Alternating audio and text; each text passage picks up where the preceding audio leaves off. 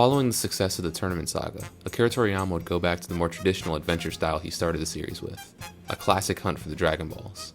This time with an increased focus on action and martial arts rather than comedy, but as always, comedy remained a big part of the narrative. This hunt for the Dragon Balls would lead to the longest saga in the original series, and considering the length of this arc, it shows the increased confidence Toriyama had in the series at this point. After rewatching and rereading this material for this review, I couldn't help but notice the formation of a 3-act structure, with the previously covered material in the first 2 sagas serving as the first act, and the beginning of this saga being the start of the second act. I'll come back to this idea as we get further into material, but with how many episodes and chapters there are to cover, I'm going to have to split this up into a few videos. In this video I'll be covering chapters 55 to 67, and in the anime, episodes 34 to 43.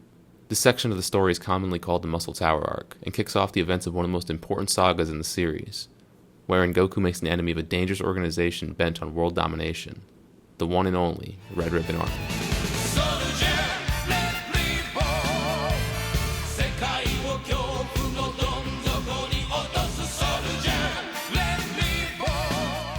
In the anime, this saga begins with a filler arc, and I guess I should mention now how I'll cover the filler from this point on. For the most part, I won't.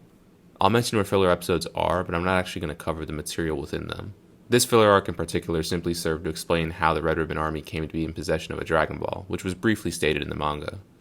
It's not that this filler arc is bad, but it goes on for way too long and only really serves to make Colonel Silver seem more competent.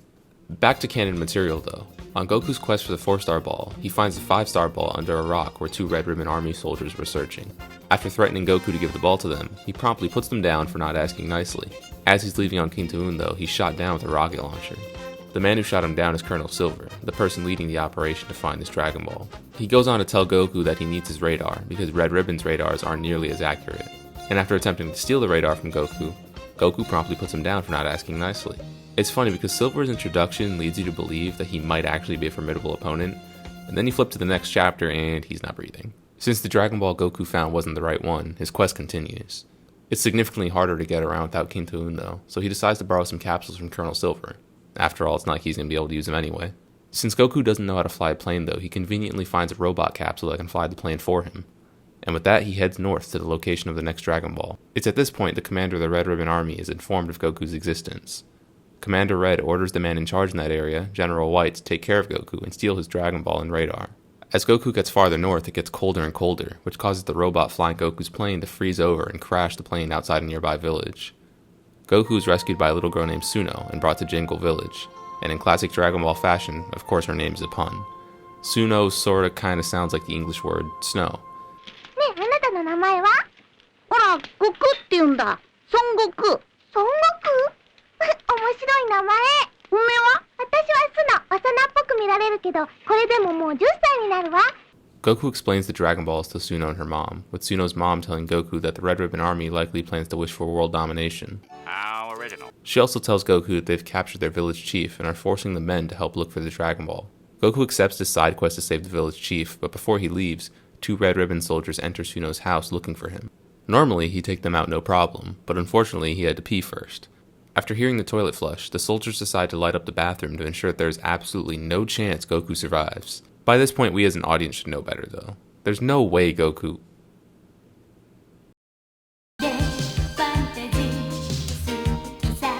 Of course, Goku shakes it off and beats up the Red Ribbon soldiers. This scene was probably the hardest I'd laughed during this rewatch so far, and strangely enough, this joke isn't in the manga. The part where he asks Suno if that's her dad before beating the soldier up was in the manga, and is arguably the funniest part, but the whole setup here was great too. After borrowing a coat from Suno, Goku heads over to Muscle Tower to save the village chief and find the Dragon Ball, and after defeating the soldiers outside, Goku pole vaults to the 2nd floor of the tower.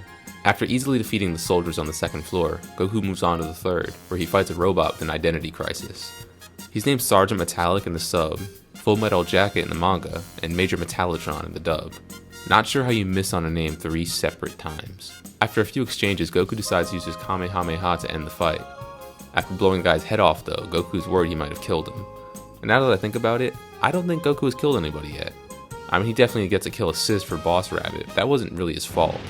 In a shocking twist of events though, turns out the guy named Major Metallitron is a robot and is still alive. Goku decides to use another Kamehameha to finish him off, but right before he does, Metallitron runs out of battery. With that, Goku heads up to the 4th floor to face Murasaki, or Sergeant Major Purple as he's called in the manga. What starts off as a slightly intimidating figure attacking from the shadows turns into what can only be described as babysitting. He helps teach Goku to count, they play hide and seek, they race each other, until finally Murasaki decides to actually stand and fight. After realizing that's a terrible idea, he tricks Goku and hits him in the back of the head. After Goku easily stands up, Murasaki decides to summon Shadow Clones to defeat Goku. Some Ginyu foreshadowing later, and Goku defeats 4 of the Murasakis. The last one runs upstairs to a spot in between floors 4 and 5 and reveals the terrifying and mysterious Android 8. Even though he's technically a cyborg, not an android, but whatever. Android sounds better anyway.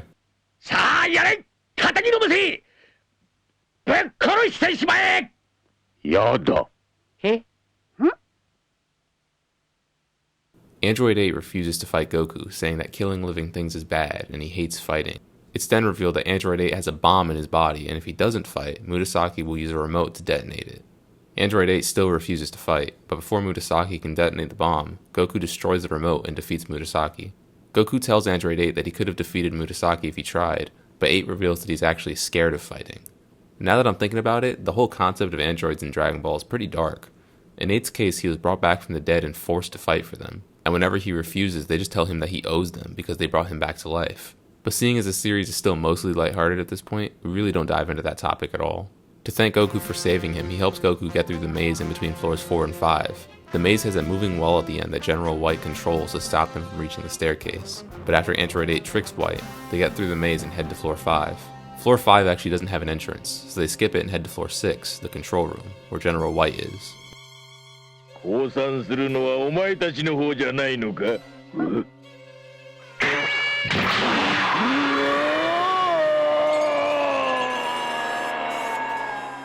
After falling down a trapdoor to floor 5, Goku fights a monster named Buyan, or as the manga calls him. That's it? That's the best you got? Yeah. Oh, that sucks. Goku punches, kicks, and kamehamehas the Jiggler, but since the Jiggler is jiggling, the attacks bounce right off. Goku is electrocuted, repeatedly thrown against walls, and even eaten by Buyan. Goku doubts that he can even beat him, but in typical shonen fashion, he doesn't give up. 待てよ。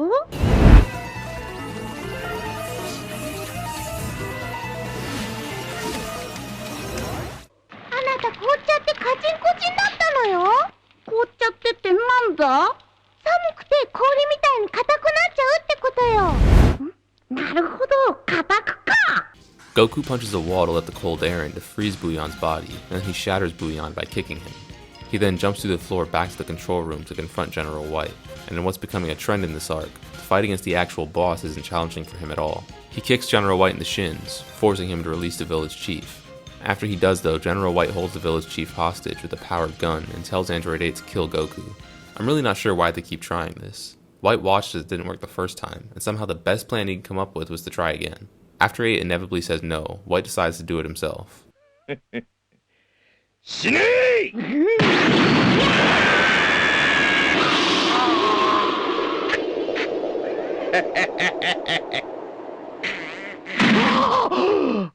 Since the first shot only knocked him out, White goes for a second shot to finish him off.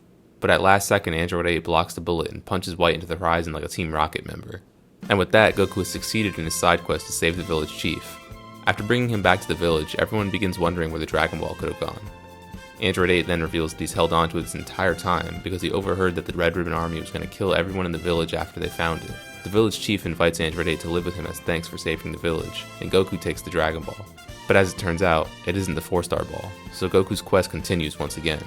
He agrees to stay the night with Suno and 8, but while checking to see where the next Dragon Ball is, he realizes the radar is broken, likely having broke at some point in the tower since it was in his pocket the whole time. どうするんだそのレーダー壊れてしまって。ブルマンチって直してもらうよ。ブルマそいつにもらったんだこのレーダー。 Goku decides to go to Metro West to have Bulma repair the radar, but since he lost Kintoon, he's going to have to walk. Just as he's about to leave though, a man from the village recognizes the name Kintoon and tells Goku it couldn't have been destroyed, and that he simply has to call for it.